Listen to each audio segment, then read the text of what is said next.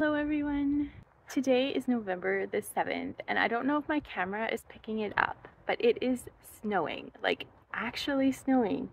And I'm kind of surprised because it doesn't typically snow in November on Vancouver Island. Once in a while we'll get a light dusting of snow, usually the mid to end of November, not so early in the month. So let's get to work finishing my chores, my garden tasks that should have been done a few months ago, but life sometimes happens and you just don't get to things when you want to.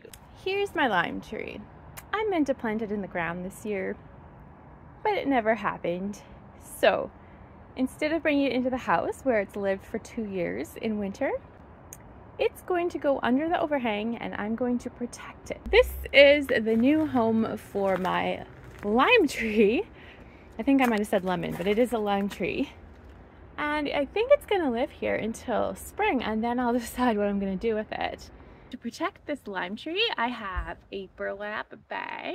This is what if you can see that, the label looks like. I got it at the local Dollarama and here it is. So I think what we do with this is just put the pot into the bag. See if a chair will help me out.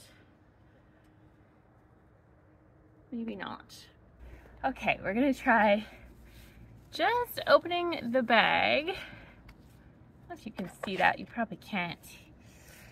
And then putting the pot over top. And this might be what we were going for. Here is my lime tree and it is now mostly protected in its burlap bag. So I have 2 more things that I could be using to protect my lime tree. I have this protective plant cover, which is also from the Dollarama locally. But I don't know if it's necessary. I don't know if it's necessary after we put the burlap bag on the lime tree. I also have old-fashioned Christmas lights, which I've heard are great for generating heat. I think these are old-fashioned anyways. On Christmas trees, on tropical plants in the Pacific Northwest. So I'm thinking I'm gonna try these. I'm not really sure about the plant cover. If you have any tips for keeping citrus alive in the Pacific Northwest or in northern climates, let me know in the comments below. This is definitely an experiment. I'm hoping it's going to survive. I'm not going to cry if it dies, but let me know in the comments what you think about keeping citrus alive in the winter outside in the northern climate. So here I have my Christmas lights plugged in to an outlet and on my lime tree. This is not how I typically decorate a Christmas tree. This is just, I thought I would just put them into the bag and see what happens. I'm hoping it's not going to be a problem that they're all jumbled up, that they're not going to cause too much heat on the wires or anything.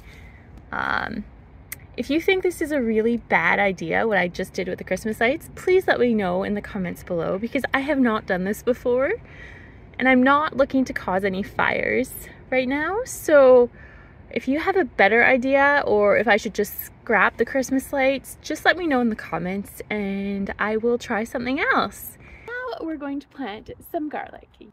Yes, it is snowing and yes, it is November the 7th, I believe, but I never got to this yet. I do have some garlic I picked up at a local garden center about a few days ago actually, but I think I just noticed this. This came out of the bag. This does not look healthy. Hopefully there's some good ones in here. So I have no idea what the varieties are. There were 3 different varieties. I grabbed 1 of each. And I also have different ones in the house that I may add to this if these ones turn out not to be so good from the store. And I have a bag of fertilizer. I'm going to use, it's actually a carrot formula vegetable fertilizer. It's organic, made on, I think it might be made locally. So we're up in the vegetable garden and I'll give you a little view. This is where we're going to plant the garlic this year. If you see this black soil in front of you, That is leftover sheep manure that I had just sitting in a bag outside. I just dumped it into the garden when I was cleaning up outside. So we're gonna plant it here. I can't see what the camera sees, so hopefully this is a good angle.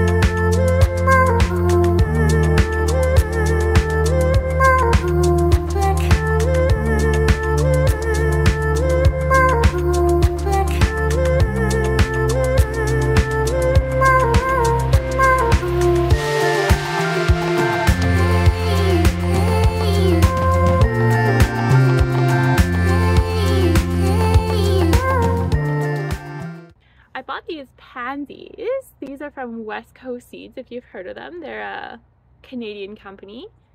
And this is the Rose Antique Gem variety. I don't have any pansies like this in my yard. I've said it in many videos before. All of my pansies reseed from year to year for the most part. But I don't have any that are this kind of color combination in my rock garden.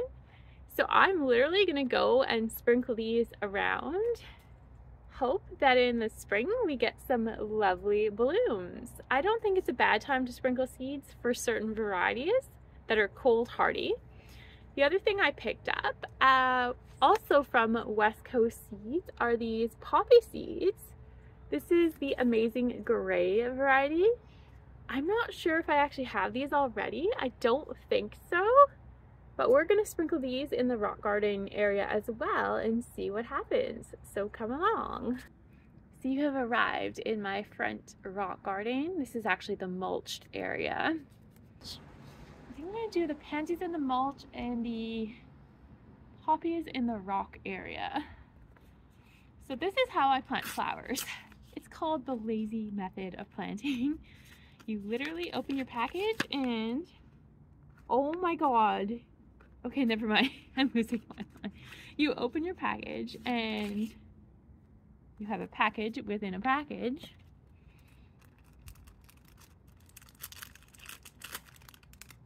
Wow, this is incredible. I may not use West Coast Seeds again. Look at the size of this package. I don't know if you can see. The camera's not picking it up. The number of seeds I got was about, I'm gonna say 7 seeds in a seed package.